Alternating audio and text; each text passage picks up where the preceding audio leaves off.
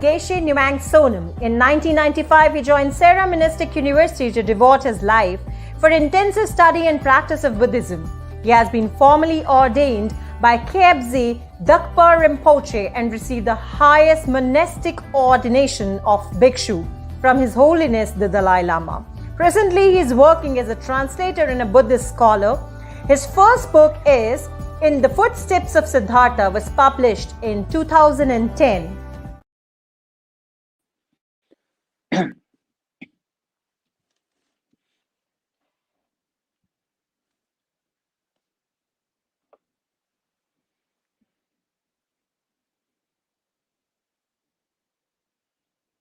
You are visible. Namaste, Geshe Sonamji. You are visible. You may continue speaking. You're welcome. Yeah, thank you. So may I speak? So the topic that I have is mindfulness and spirituality, right?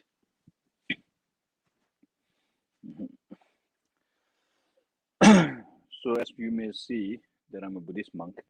So if, when I talk about spirituality and mindfulness, basically, yes, I'll talk in such a way that it is understandable to others who do not have the Buddhist belief or may not even have any religious belief. But you should know that my background is Buddhist philosophy rooted in Nalanda, the tradition of Nalanda University of ancient India. So nowadays around the world, mindfulness is actually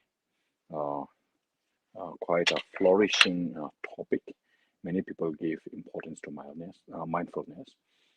And instead of using word religion, people now like to use spirituality, which is also reasonable. If I look at these two words, what I get is that taking care of our mind is very important. Now, people have realized that it's not just enough to have material facilities in our life, because if, despite all these material facilities, if you are not mentally happy, then you cannot be happy.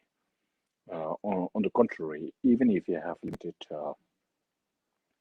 material facilities, despite that, if you're able to handle your mind properly, then you could be happy. You'll be happy. For example, well, I'm not going to refer to anybody's individual as an example, but since I live in India, I know that there are many sadhus who do meditation in the mountains, Indian Hindu sadhus, who have very limited means of survival, but despite that, they are very contented and very happy. So likewise, if you're able to control your mind, then you'll be happy. So the point of whatever we do in life, okay, whether you go to college, whether you go to school, whether you start a new business, whether you get married, or whether you aspire for promotion, or even aspire to become the CEO of a company, and so forth. All these reasons why we seek perfection in life is at the heart of it is that we want to be happy. Even if you want to be famous, the reason why you want to be famous is because you want to be appreciated by others. And what happens when you are appreciated by others? You feel happy. So at the root of it, even if you may not acknowledge it, is the pursuit of happiness. So at the root of everything we do, whether it's the pursuit of a common worldly life or pursuit of a religious or spiritual life, is that we aspire for happiness, and so we seek different means. Now, as a Buddhist practitioner and a scholar, I'm going to speak a little bit of Buddhism, but that has nothing to do with the faith element of Buddhism. I'll just speak about the philosophy behind mindfulness.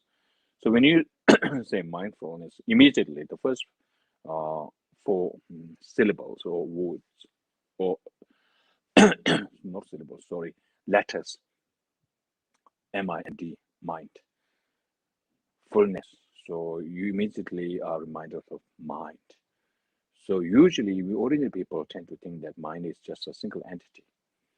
And then we most of the time we do not separate our mind, let alone demarcating the different facets or different divisions among of the mind, but we do not even separate the mind from ourself or our of course, as Buddhists, we do not believe in Atma. Neither we do believe we believe in uh, soul.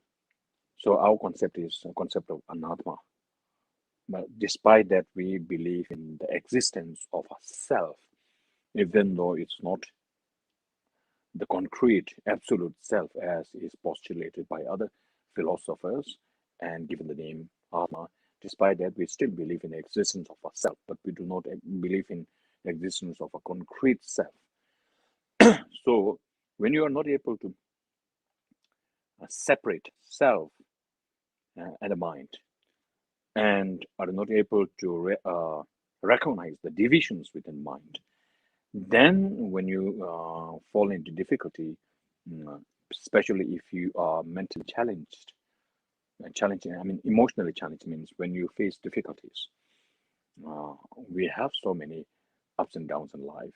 We have our apprehensions, we have our anxieties, we have our stress, we have different reasons to fall into depression. And then you won't be able to help yourself properly if you do not separate self and mind. And now, if you're able to think, yeah, mind is not different from, is not one with self, and mind is actually also not one single entity.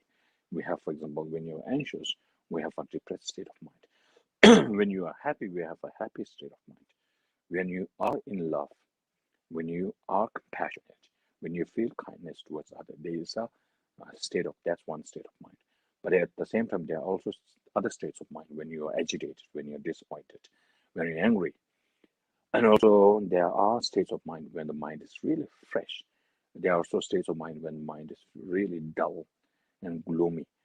So if you look at the different facets of the mind, so it's almost like recognizing uh, the mind as being like an image in a mirror. An image in a mirror is not fixed. Whatever comes on front of the mirror will be reflected. So according to the factors, whatever factors a mind is exposed to, it will reflect or manifest in the same manner. So if the mind is conditioned with negative factors, then it will give rise to the negative thoughts will prevail. Whereas when the mind is exposed to good conditions, then the positivities of the mind will prevail. And also there are states of mind when the mind is not neither negative nor positive, when it's neutral. So if you're able to demarcate these different facets of the mind, then when you are going through a phase of some kind of like anxiety, mental anxiety, you can assure yourself that this is just one state of mind, not me, it's not me. It's just a state of the mind that can be modified, that can be transformed positively, or that can be evaded or avoided. So then the role of mindfulness comes. How do we avoid the mental disturbances? So the practice of mindfulness becomes something related here. So in Buddhism, we speak of the mindfulness of the physical body, mindfulness of uh, the consciousness or mind. Mind and consciousness, these are synonymous. Uh, then mindfulness of feelings, and then mindfulness of phenomena. So mindfulness of body entails thinking of the impermanence not ludumewa simitawa swat lumitawa swatungewa simtame. Okay, so you think of the body as being the nature of suffering, not being entirely tidy, but something which is by nature made of blood, bone, and pus. So when you are reminded of this reality, then your attachment towards your body will not be that strong. At the same time, attachment towards others' body will not be very strong, because attachment occurs when you see something as attractive and source of your own happiness or joy. So if you are able to practice the mindfulness of body, think of the different see the impurities of the mind of the body, and because this is a fact, you're not just concocting a nature or attributing a nature to the body which is not its nature, but it actually you're recognizing a reality about a body. So so we have so if you think in terms of the impurities of the body, your attachment to yourself will diminish, because most of our attachment to oneself are based on our thought of excessive or thought of our body as being something something charming or attractive. Again, also attraction towards others begins with their body initially. So if you're able to see their body and our body in the light of impurity and dwell your mind through meditation on that, then it will definitely decrease your attachment towards oneself and others.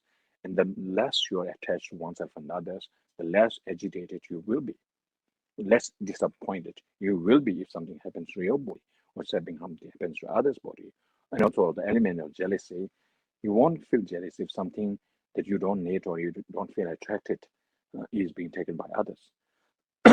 So then, thinking of impermanent nature of the mind or the feelings, when some kind of negative or disturbing feeling prevails or preoccupies your mind, you have to think that this feeling is also dependent on causes and conditions. When causes and conditions are there, the feeling will linger on. When causes and conditions are avoided, this feeling will not no more loom over me. So in this way, you are able to see and escape from the agitated state of mind by thinking of impermanence nature of the feeling. And likewise, and most of the time when others confront you, you feel angry or you respond negatively because you feel you yourself are threatened. And when you think of yourself being threatened, or at that time, you are not just thinking of the mere self that is there in you, but you are thinking of an independent, concrete self. So here, the Buddhist philosophy of selflessness or anatma or emptiness really has a huge role, but to get to that, it takes years and years. So difficult one, but despite that, just for your knowledge, if you're able to think of the emptiness nature of self and others, then the very basis on which our attachment or negative emotions are grounded or are rooted is destroyed. So that's how you emotionally take of yourself. So that's about mindfulness in in a gist. And one important factor that is there as far as taking care of ourselves, our mind, is many of our anxieties and preoccupations or apprehensions are there because we focus too much on ourselves. And by doing so, we remain oblivious to the reality that we are dependent on others' kindness. So if you have a sense of care and concern for others, remembering remembering the interdependent nature of ours, at the same time, the vulnerability that is there in us and others in the sense that we may live on this for only a few years or maybe on several days. So if you think impermanence of yourself, then there is no reason why you should fight with another for just small worldly things. That's actually the world wars are being waged on very flimsy, stupid reasons. So if you have a sense of concern for others and can extend compassion to others, you yourself will be the first beneficiary of compassion. That's how you emotionally tackle anger or hatred towards others, by introducing the opposition or the opposite of anger, that is affection, love, sense of concern for others. So this will when you have the concept of limitless lifetimes, infinity of infinity of lives. So this is not just one life that we have. We have been born on this in samsara from beginningless time and will continue uh, to be born over and again, over and again. So in this circle of birth and death, there isn't any sentient being. I'm not saying just humans, okay? Sentient being who hasn't been your mother. So if you're able to see others in the light of your mother and remembering kindness of your mother, or even if you do not have that experience of a mother, but you can still witness the kindness or the affection, the unconditional affection of a mother to her children. So in this way, if you're able to think of others as having showered the same kind of affection upon you, unconditional affection upon you, then you feel some kind of a connection with others. And then when you feel a connection with others, then a sense of concern for their well-being naturally happens. And if that happens, and when you have a sense of compassion, kindness towards others, your own well-being will naturally be will improve because you are the first beneficiary of that positive state of mind. So I have, how many minutes do I have? 10 minutes? Let's see. 15 minutes, okay. So in India, we have the tradition of two traditions, as is all in this. The Indian, I would say, culture, not tradition. Okay, the culture of ahimsa and karuna. So ahimsa is like non-violence, right? Now, so first you start with refraining from harming others. That's the first thing you could do, and that's also for your own self. If you harm others, you do not benefit by harming others. Momentarily, you may feel good, but in the long run, if you use your wisdom, there is nothing that you gain from harming others. So, reframing from harming others is the first thing that you can do. So, if you look at the Indians, by nature, they are very gentle people, and they are not like culturally, it's a very peaceful culture. So, that's India's tradition of non-violence, and this has been highly emphasized by Mahatma Gandhi during the independence struggle of India. Then what has learned from that, and likewise Martin Luther King and others also have really shown the example how to carry forth the practice of non-violence, even if it's a just struggle. You should never use violence to make your ends meet. Because violence means it will continue. If you commit violence, it will bring more violence upon yourself and others, and so there is no end to a fruitful end to the conflict if you resort to violence. And then karuna, compassion. That is actually from birth we have. When we are young and you are taken care of others, taken care of by others, you really feel like a sense of being protected and like trusting others. So if there is genuine care from yourself, others will trust you, and you can also trust them if they show genuine affection, sense of concern. So during a short period of time on this earth, if you live harmoniously with sense of concern for others, and not try to override others' interests by stressing on your personal or your individual or your society's own gain, then you can become then our society can become a really peaceful world, and eventually will die. So whether there is karma or not, no regret. If there is karma, well and good, nothing to fear. If there is no karma, still nothing to fear because you have done your best.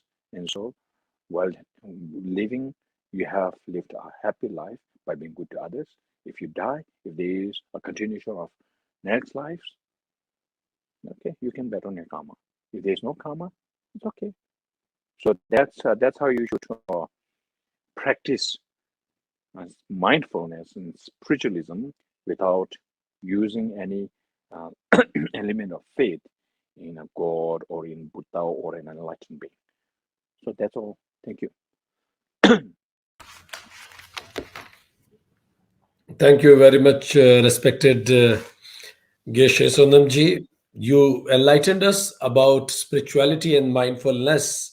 As you mentioned, that Buddhism does not much believe in Atma and soul, but it believes in the concept of self, a compassionate self. And you said that mind is just like mirror, it reflects to all the exposures. And being mindful stands for being mindful about your body, your mind consciousness, your feelings, and the phenomena in and around us. And once we start being mindful, that it helps us to understand the causes and the conditions behind the feelings that we have. And once we go into understanding the causes and the conditions behind the feelings, then we understand the temporary nature of everything. And that leads to something called anicca, impermanence of everything. And that once we know that we everything is impermanent, and we have been living for infinite lifetimes, as you mentioned, then it gives a birth to feeling of love, concern, and care for everybody around, ahimsa and karuna for whole planet.